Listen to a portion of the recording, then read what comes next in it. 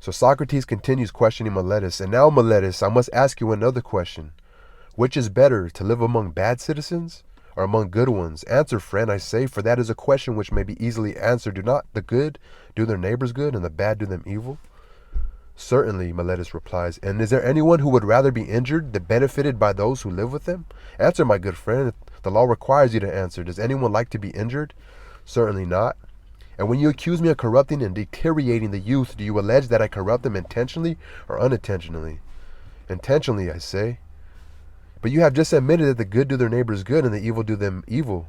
Now, is that a truth which your superior wisdom has recognized thus early in life? And am I, at my age, in such darkness and ignorance as not to know that if a man with whom I have to live is corrupted by me, I am very likely to be harmed by him, and yet I corrupt him, and intentionally too?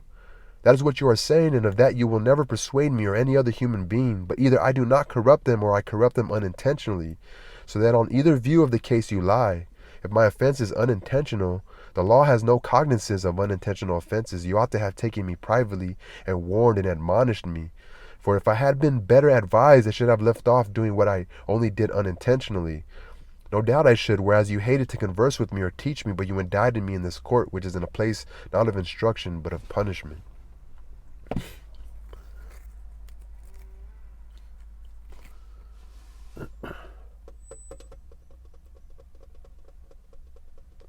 So if I was bad, I would be doing it intentionally.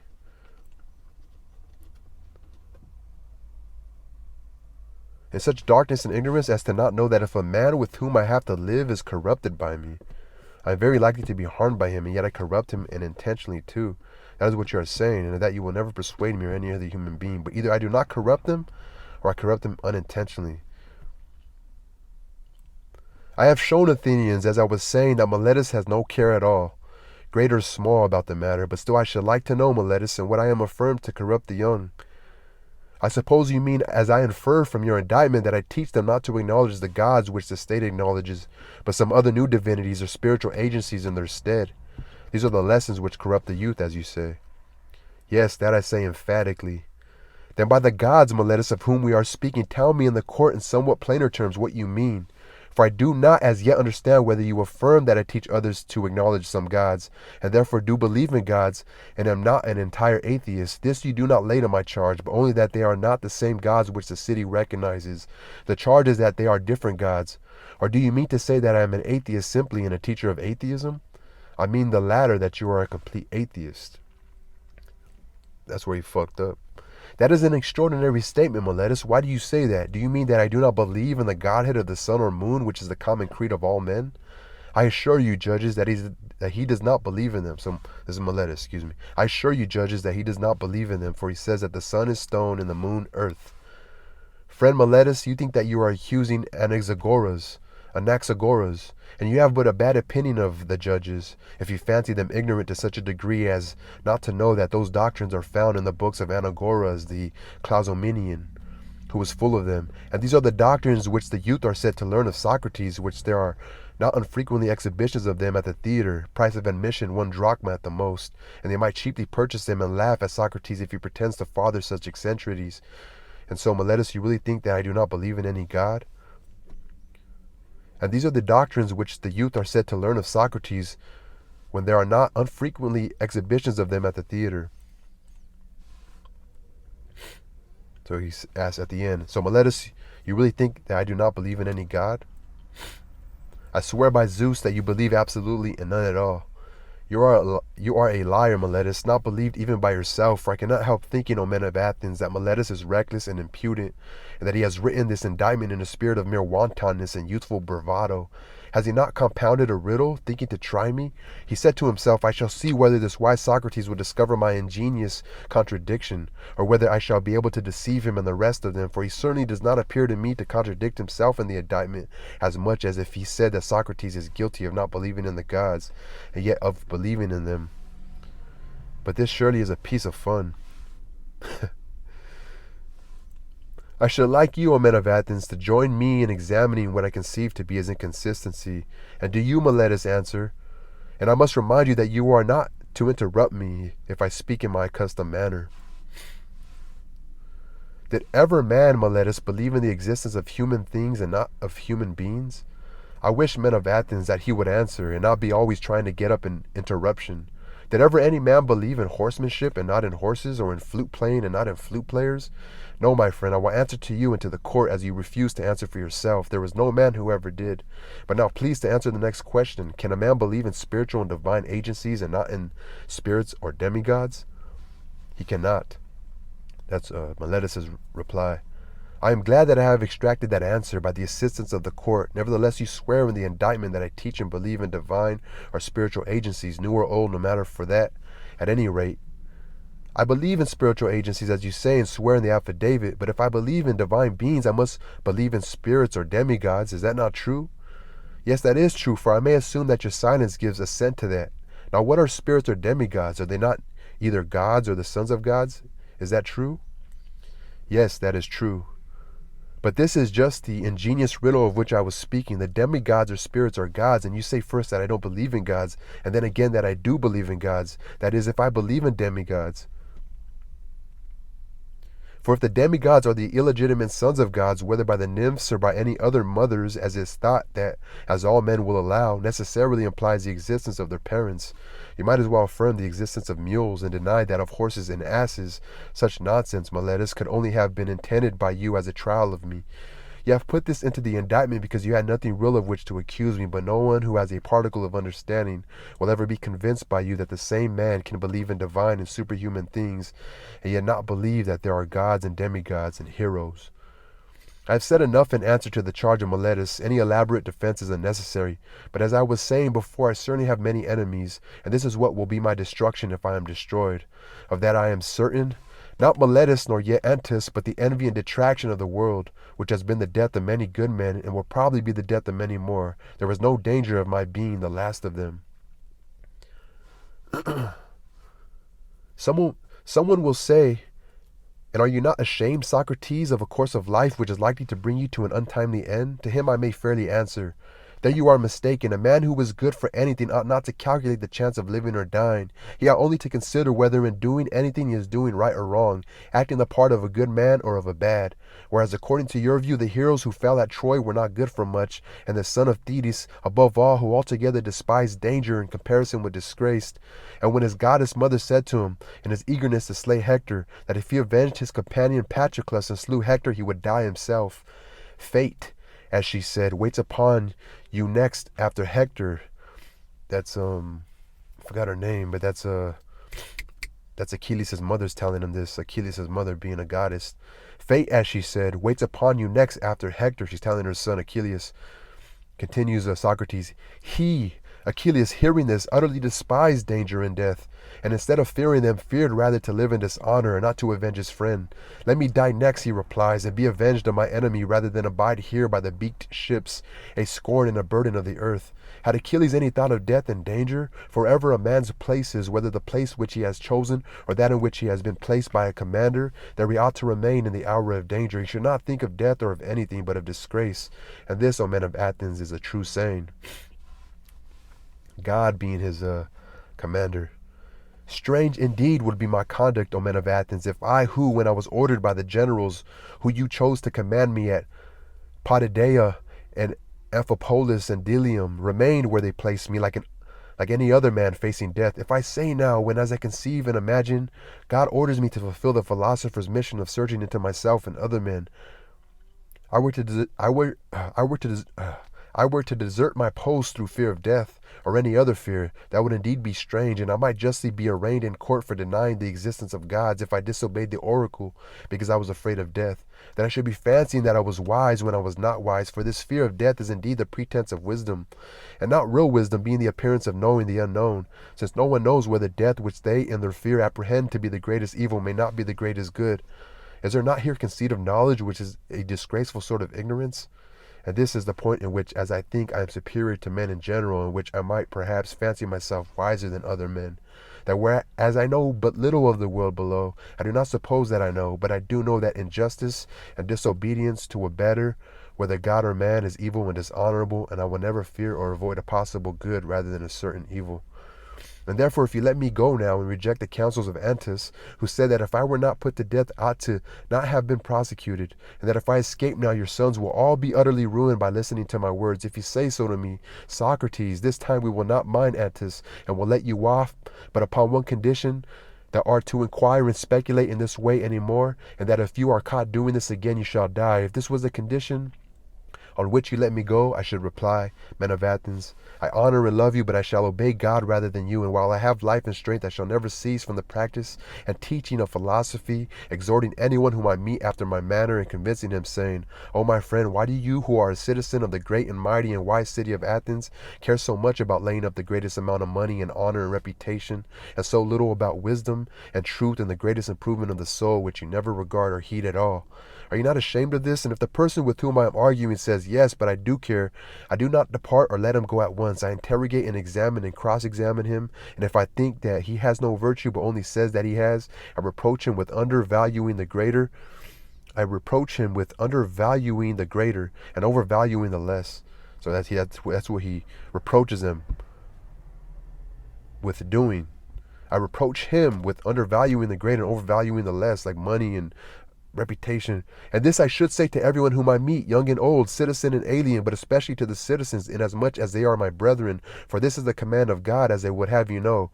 And I believe that to this day no greater good has ever happened in the state than my service to God.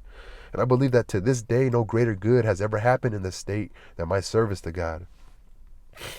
I don't know if he's I know that they're rebuking him for saying that. For I do nothing but go about persuading you all, old and young alike, not to take thought for your persons and your properties, but first and chiefly to care about the greatest improvement of the soul. I tell you that virtue is not given by money, but that from virtue come money and every other good of man, public as well as private. This is my teaching.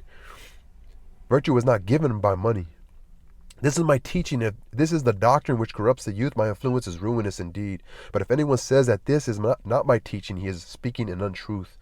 Wherefore, O men of Athens, I say to you, do as Antis bids, or not as Antis bids, and either acquit me or not. But whatever you do, know that I shall never alter my ways, not even if I have to die many times. Men of Athens, do not interrupt, but hear me. There was an agreement between us that you should hear me out, and I think that what I am going to say will do you good, for I have something more to say, at which you may be inclined to cry out.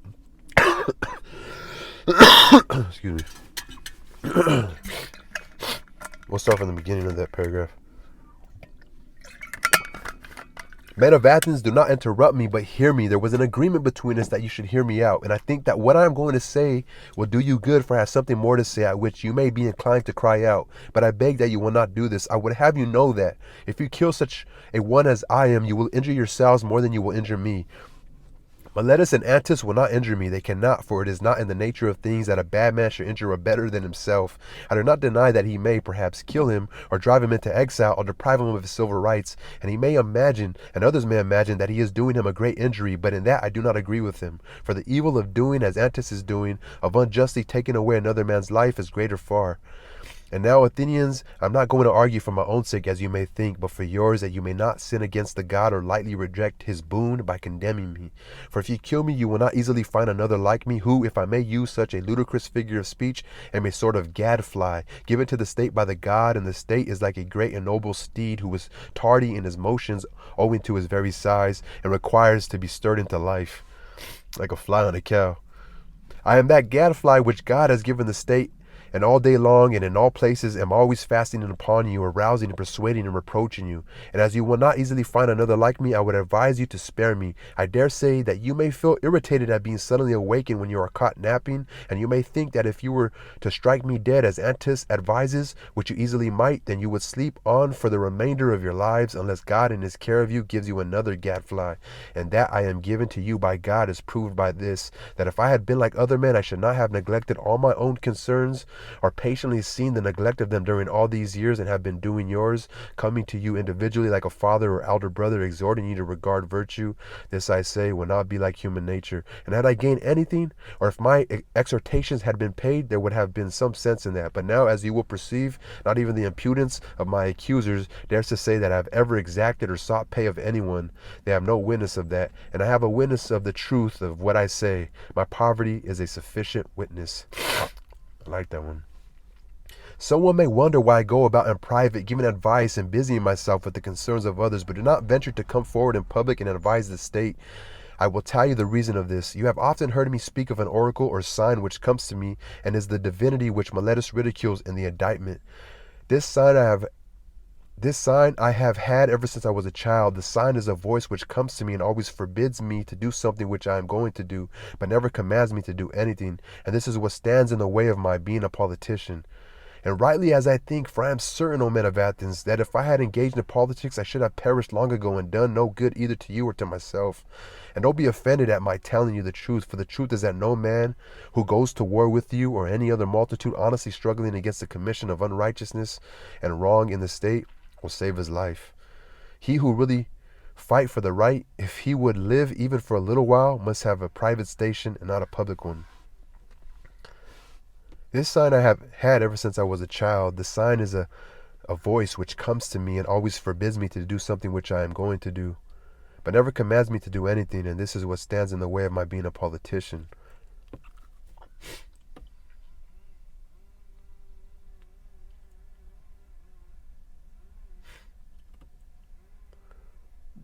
O men of Athens, that if I had engaged in politics, I should have perished long ago and done no good either to you or to myself. And don't be offended at my telling you the truth, for the truth is that no man who goes to war with you or any other multitude, honestly struggling against the commission of unrighteousness and wrong in the state, will save his life. He who will really fight for the right, if he will live even for a little while, must have private station. I can give you as proofs of this, not words only, but deeds, which you value more than words. Let me tell you a passage of my own life, which will prove to you that I should never have yielded to injustice from any fear of death, and that if I had not yielded, I should have died at once. I will tell you a story, tasteless perhaps and commonplace, but nevertheless true. The only office of state which I ever held, O men of Athens, was that of a senator. The tribe of Antiochus, which is my tribe, had the presidency at the trial of the generals who had not taken up the bodies of the slain after the battle of Arginusae. So this is which is my tribe, had the presidency at the trial of the generals who had not taken up the bodies of the slain after the battle. So these people were in court for that. As you proposed to try them all together, which was illegal, as you all thought afterwards, but at the same time I was the only one of the Pretanes who was opposed to the illegality, and I gave my vote against you. And when the orators threatened to impeach and arrest me and have me taken away, and you called and shouted, I made up my mind that I would run the risk having law and justice with me rather than take part in your injustice, because I feared imprisonment and death.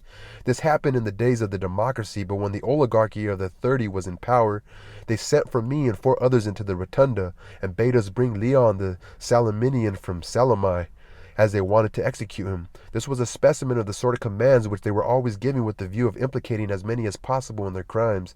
And then I show, not in words only, but in deed, that if I may be allowed to use such an expression, I care not a straw for death, and that my only fear was a fear of doing an unrighteous or unholy thing, for the strong arm of that oppressive power did not frighten me into doing wrong. And when we came out of the rotunda, the other 4 went to Salami and fetched Leon, but I went quietly home, for which I might have lost my life, had not the power of the 30 shortly afterwards come to an end, and to this many will witness.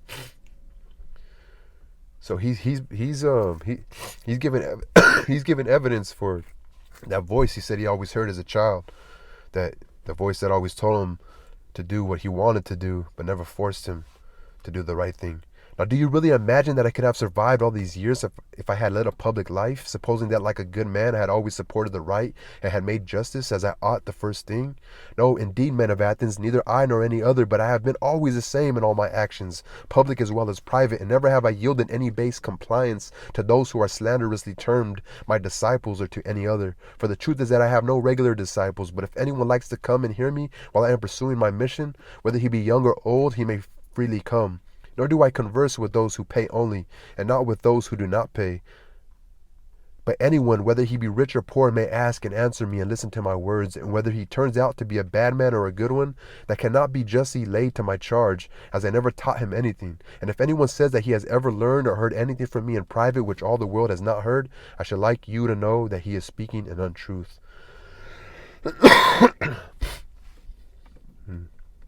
But I shall be asked, why do people delight in continually conversing with you? I've told you already, Athenians, the whole truth about this. They like to hear the cross-examination of the pretenders to wisdom. There is amusement in this, and this is a duty which the God has imposed upon me, as I am assured by oracles, visions, and in every sort of way in which the will of divine power was signified to anyone. And this is a duty which the God has imposed upon me, as I am assured by oracles, visions, and in every sort of way in which the will of divine power was ever signified to anyone. This is true, O Athenians, or if not true, would soon be refuted. For if I am really corrupting the youth, and have corrupted some of them already, those of them who have grown up and have become sensible, that I gave them bad advice in the days of their youth, should come forward as accusers and take their revenge. And if they do not like to come themselves, some of their relatives, fathers, brothers, or other kinsmen, should say what evil their family suffers at my hand, have suffered at my hands. Now is their time. Many of them I see in the court.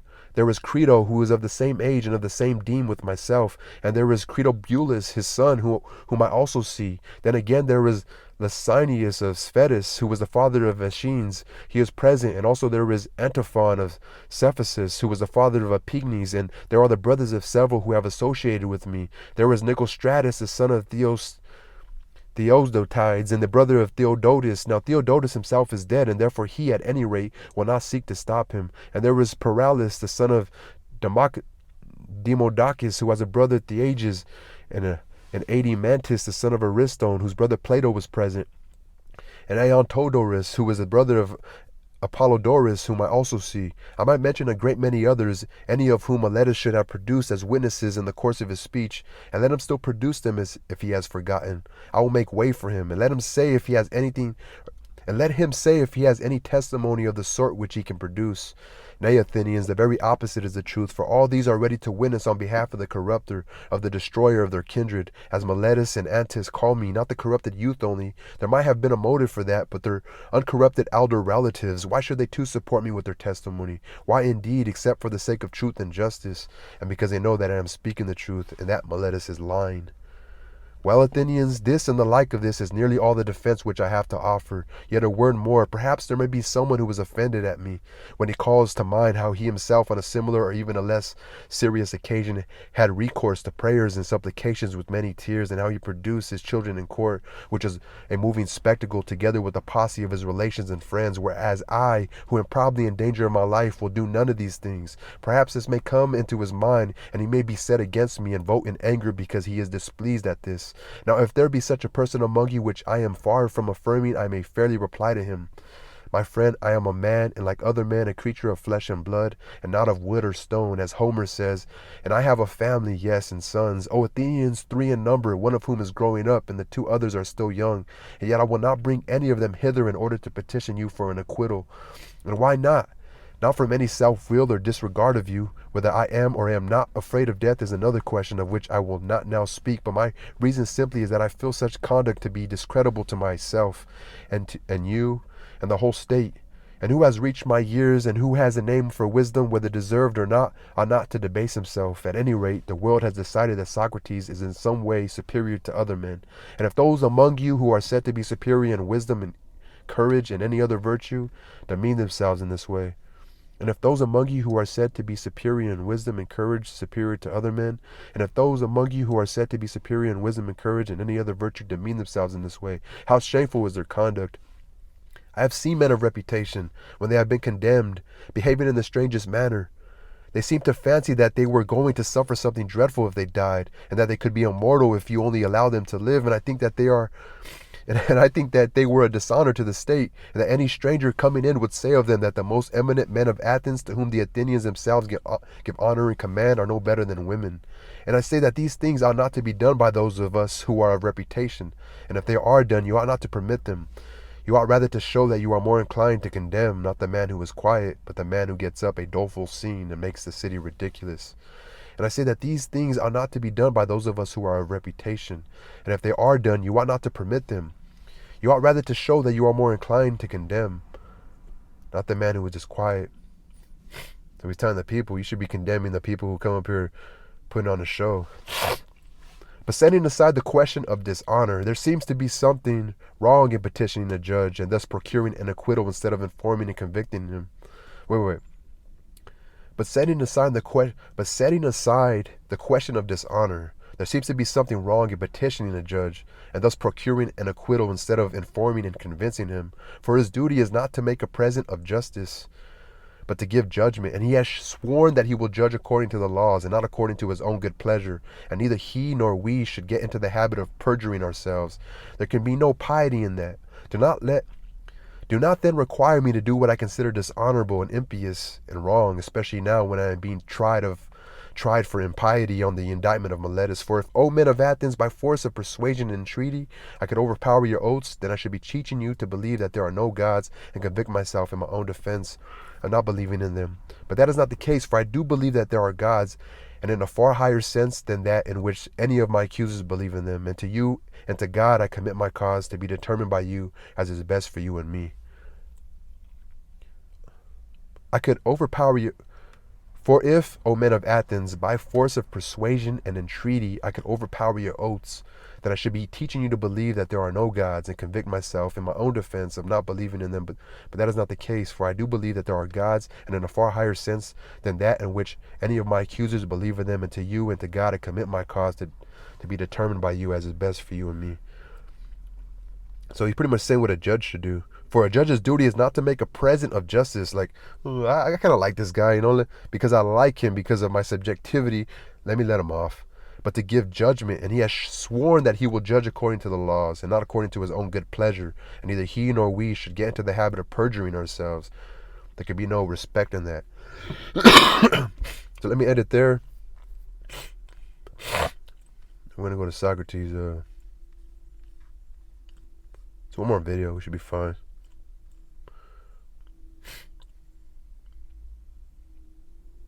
Should be no piety in that.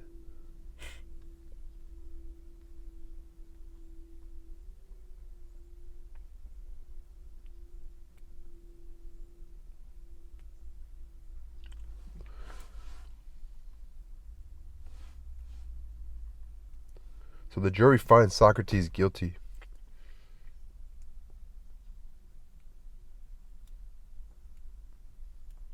What do you say? Oh yeah, I was reading the judge, right? Yeah. So they found him guilty.